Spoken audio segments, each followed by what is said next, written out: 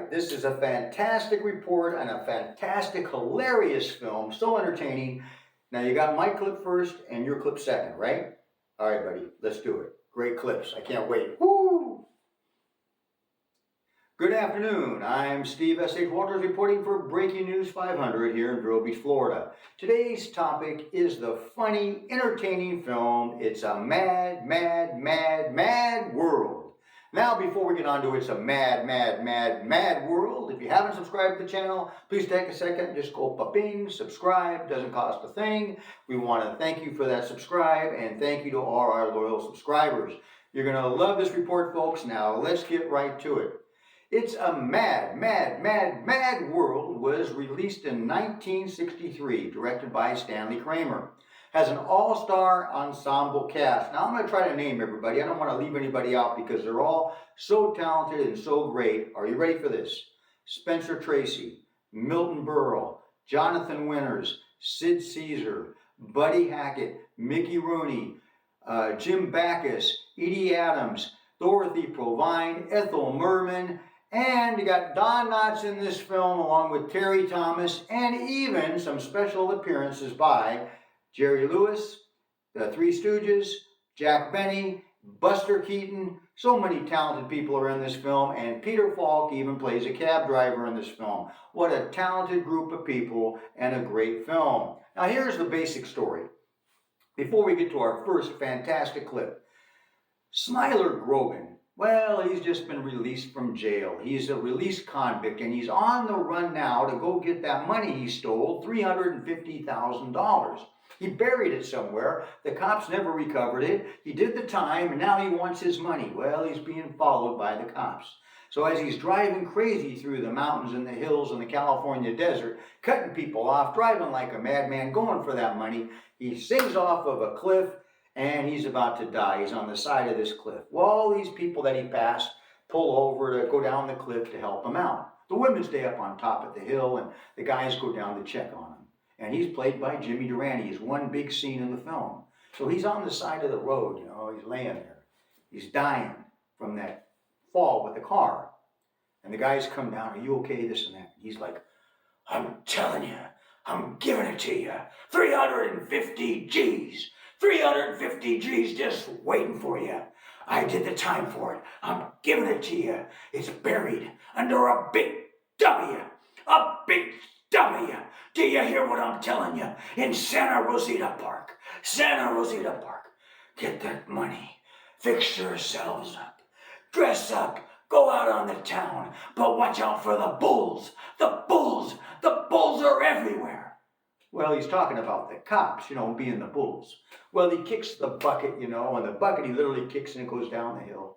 The cops show up and they go down there and they want to interview these people and ask, did he say anything before he died? Did he tell you anything? And they're like, well, you know, he talked about his mother or somebody. They're not really giving the cops any direct answers.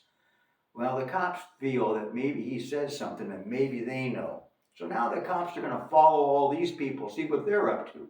So they're back up on the hill talking about it, and they're asking themselves, do you believe what he said? You know, $350,000 is buried under a big W. What's a big W? You know, do you believe it? And they're like, well, the guy's dying. He died. Why would he lie about this? You know, the cops were right there. Where'd the cops come from? How come they were there so quick? You know, what's going on here, you know? Well, they decided to go after all that money. Now, 350 grand back in 1963, that's about 3.5 million today in 2024. It's a lot of money back then. It's a lot of money to this day. So these people are all working class people trying to live their lives, going about their lives. But now everything's going haywire. They're all going to go after this money. Their whole lives are taking a change for the worse, actually, because they're going to break laws. They're going to commit crimes. They're going to go do some crazy stuff trying to get that money that they think is just waiting for them buried somewhere where they can just go dig it up and take the money and leave. Well, that's kind of the plan. Crazy, crazy story. Now, we got a great clip, fantastic clip. I picked out this first one. It's a great clip. Are you ready for this, folks? It's an Englishman, played by Terry Thomas, and Milton Berle, who plays an American. They're together in a Jeep, I guess you'd call it, going after that money. All right, ready for this? Are you ready, Marvin? Let's get that clip ready. Roll. clip? No! It's good that truck pulled over. I can't stand this anymore. In the name of reason, pull yourself together. You were 10 feet over the line.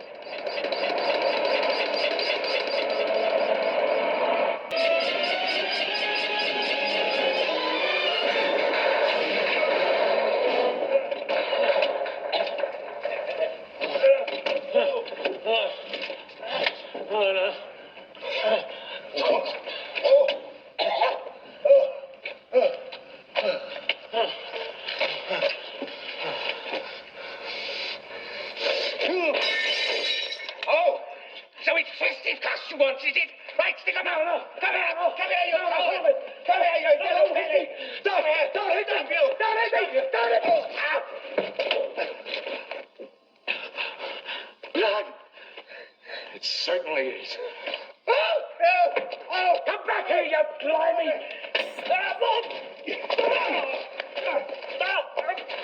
Oh, you want to play dirty, huh? Okay. Don't. Foul. Not much go without that horrible mother-in-law of yours, are you? Well, what do you think about that clip? Funny clip. Great fight scene. Well, that fight scene continues, but I stopped it there. You're going to have to watch the movie to see the rest of that fight scene. But this whole thing just keeps you on the edge of your seat. So funny, so entertaining. Now, Stanley Kramer was not known for doing any comedies. In fact, this was the first time he ever did a comedy film that he directed. And people in the industry didn't think he could pull it off because he was known for dramatic films and serious issues and that type of thing. But with the all-star cast and the great directing he did, not only pulled it off, they had nothing but success. They had $9 million budget, which was huge at the time. They did over $60 million worldwide at the box office. Along with that, it was a huge commercial success. They got Best Sound Editing Award, and they got 2 Golden Globe Awards. Now, this film took over a year to make because of all the locations, all the actors, all the events, all the things that took place in this film. And it even has the record for most speaking dialogue for a film with over 50 characters. Just a classic film with now a cult following. Now, we've got a clip that Marvin picked out at the gas station with Jonathan Winters. It's a short clip. It's a great clip. You're going to love it, and we're going to touch on that after you see it. Are you ready? You ready? Are you ready, Marvin? He's smiling over there. He's so proud of himself. All right, Marvin, let's roll your clip. How come I'm all tied up like this? Now listen, you just sit there and everything will be all right. Yeah, a couple of friends are gonna come and take good care of What you. friends? What are you talking about? Now listen, what's the big idea? Get this stuff off me. Turn me loose. Now take it easy, pal, because you've been sick. Who's been sick? And where's that bum with the glasses, huh? Now, just sit still because the doctor's going to get What help. doctor? I don't know no doctor. What are you guys, crazy or something? Now I'm warning you, get this stuff off me. You understand? Get this stuff off of me. Watch it, Ray, watch it! Oh, I'm warning you. I'm gonna have to hit you again. Now you might be wondering, why were they duct taping Jonathan Winters to that chair at the gas station? And who was he talking about, that bum with the glasses? Well, I forgot to mention, he wasn't talking about the 2 guys with the glasses at the gas station. He was talking about Phil Silvers, who also wears glasses, and he had a great scene in this movie, also part of the ensemble cast. And Phil Silvers had kind of messed him over in the film. And Jonathan Winters was out to get him. And he caught up with him at that gas station, which led to a big scene. And they got a hold of him and kind of knocked him out. And now he's waking up from that, and they're tying him up for the authorities. Well, he breaks loose from there. Now, when Jonathan Winters got the call to play this part in the movie, the casting people said, we want someone that can play kind of crazy, kind of a crazy person. And Jonathan Winters says, well, you know, I really am crazy. Well, he got the part. But he also had done a little bit of time in a mental institution for some mental illness.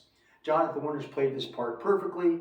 Great actor, very talented man. Now, another funny thing that happened with him, when they duct taped him to the chair, they took a break for lunch, and they left him duct taped. They didn't say anything, or they forgot about him, and left him duct taped in the chair while everybody was having a break for lunch. Well, that didn't sit too well with Jonathan Winters. And he got kind of pissed off, but he got over that, and they completed the film. A great, great scene. Now, my favorite scene, one of them is, they had a scene downtown Long Beach where they filmed, which is supposed to be Santa Clarita, in a high-rise abandoned condemned building, and they had the money, and everybody was going crazy on this balcony that was collapsing. And the fire department came out with those long extension ladders to try to help and save these people. I won't tell you anymore, just a crazy scene. Now I want to hear your favorite scene in this film, and if you haven't seen the film, go see it for free on Tubi, Amazon, Hoopla, a few other places, and come back to me and put down your favorite scene. I want to hear what it is. Well, I hope you've enjoyed this report. I'm Steve S.H. Walters reporting for Breaking News 500. Thanks for watching. Have a great day.